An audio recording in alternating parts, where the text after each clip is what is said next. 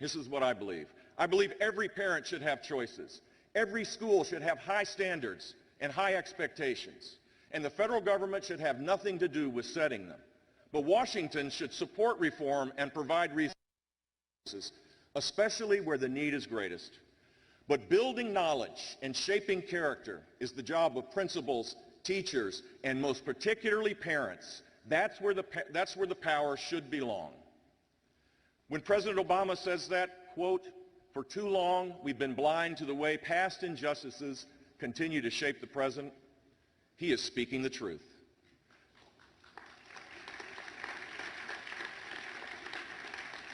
But we should be just as candid about our failures in addressing the injustices of a more recent origin. In our cities, we've got so many people who have never known anything but poverty. So many young adults with no vision of a life beyond the life they know.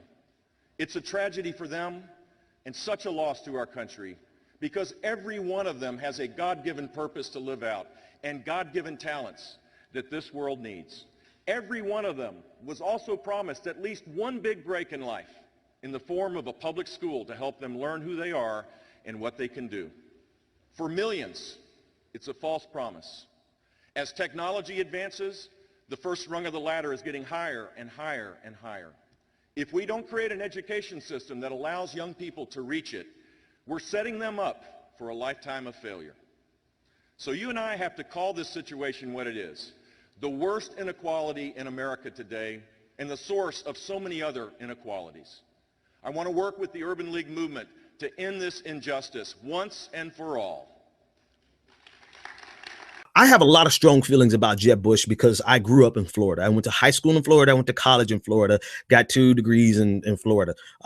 And I am keenly aware of the transition from pre-Jeb Bush to post-Jeb Bush and the amount of turbulence that was felt by a lot of communities because of the testing that Jeb Bush put in place, because of his, he got rid of affirmative action, because of all the things that he did. Jeb Bush came to Florida and experimented on an entire state and really did nothing to make the situation better.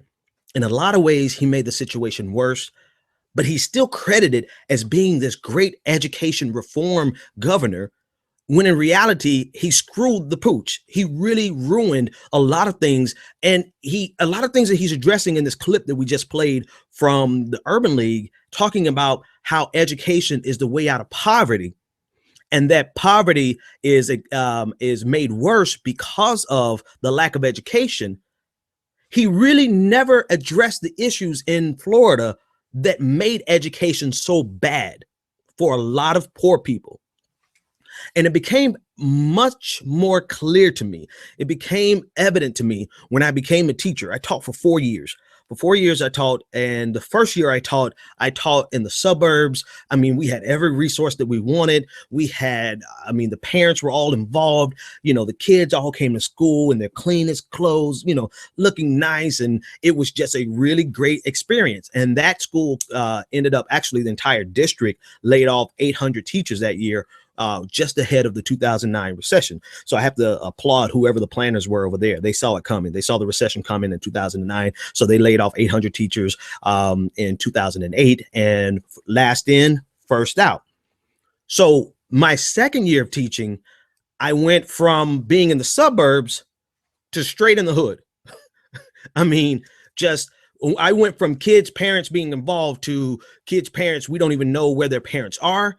We went from, we went from having every resource we could possibly want to having no resources whatsoever, having to print out books, you know, having to share one book in an entire class. I mean, the disparity is so great, and no one is ever going to address the issue of using property taxes to fund education locally and how that is a poverty trap for education. If you want to talk about why schools aren't performing, sure, you might have to address some things with teachers unions. You know, I can attest to that firsthand. But the primary cause is that once you are using property taxes to pay for local budgets, then your school cannot.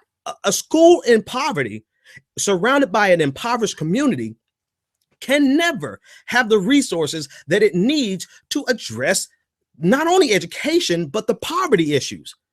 And then my last 2 years of teaching, I moved from South Florida and moved to North Florida. And I not only taught in the hood, but I taught at-risk kids who were 2 years behind, just about to drop out. And let me tell you something. I was a hell of a teacher.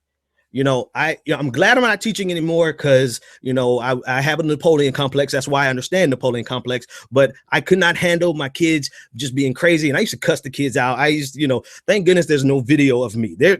Man, I had to get out of there because I just, I had to handle those kids with a strong fist, right? Rhetorically speaking, figuratively speaking, everybody. Okay. But I was a great teacher, and we saw bumps in their math scores. I think we saw a 16% increase in on their average math score on these tests that Jeb Bush left us, right? That was his legacy. But what frustrated me the most was not the red tape, because there was so much red tape that you shouldn't even teach. I'm sorry. You don't get paid enough to deal with all the red tape, but I dealt with the red tape. You don't get paid enough for all the hours that you do after school, but you deal with it. What frustrated me the most about educating people in Florida and in these impoverished communities was when you saw kids in your class absorbing everything that you can give them. But as soon as the school bell rings, poverty strips it away from them.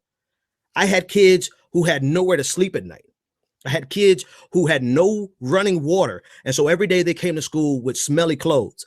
I had kids who were just, that was the majority of my kids. One, I would say maybe 2 out of every classroom had a average middle class life where they could go home and actually do homework. But asking kids who live in poverty to go home and do homework in the face of poverty is as ridiculous as, I don't even have an example. I wish I had an example of how ridiculous it is. But you're fighting an uphill battle with regard to education when you're dealing with kids that live in poverty.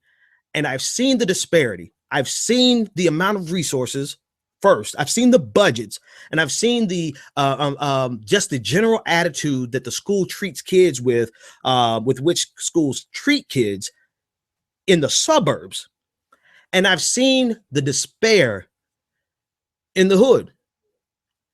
And unless you're going to address that despair, unless you're going to address poverty in general, then you can't lecture them about having education robbed from them, because education is going to always be robbed from them when they have to go home and figure out where they're going to sleep. And that's what Jeb Bush made it more difficult for those children. He made it more difficult for them because now they're being tested with tests that are standardized testing that are applicable to kids who live in the suburbs because they just have all of the resources available to them. But now you come in the hood and you have kids that can't even wash their clothes because they don't have running water. That is the problem with education. And everyone is trying to say that the solution to education is school choice, which basically means, and let me tell you about school choice. Let me tell you, I saw school choice firsthand. When I was in the suburbs, I saw kids who were bused from the inner city. In every class, I had 1 or 2 kids bused from the inner city. And I saw the way in which the locals treated these kids. The teachers, I wish I could call out the school. I wish I could call out the individual teachers, because I saw teachers who address kids as our visitors from the hood, or our guests, our special guests from the inner city. They had all of these little catchphrases to address kids. This is what school choice does. It takes the few dollars that are in the inner city in the first place, the few dollars that they get, and they take it away and they put it into another suburb, which it has a great school, great resources, but now students are not in an environment that they're even welcomed. This is the legacy of Jeb Bush.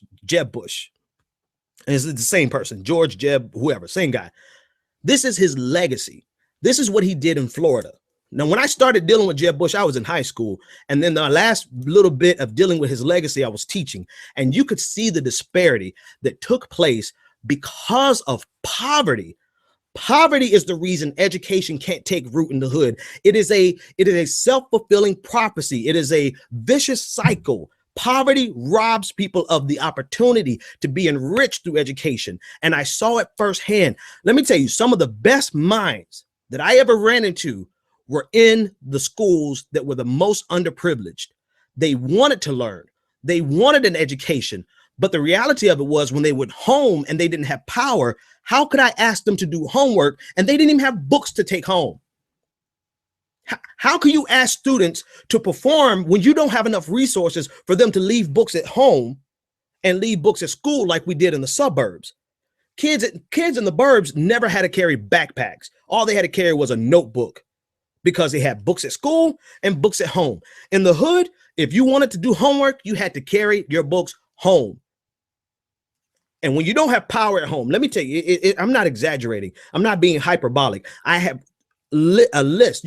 I wish you could talk to the people I know, but anyone who asks any teacher that works in an underprivileged area, and they would tell you that you have any number of kids who don't have power, any number of kids who don't have running water, any number of kids who don't have secure food, and who don't have a secure housing where they could actually sleep at night. And then we expect them to perform on the same level.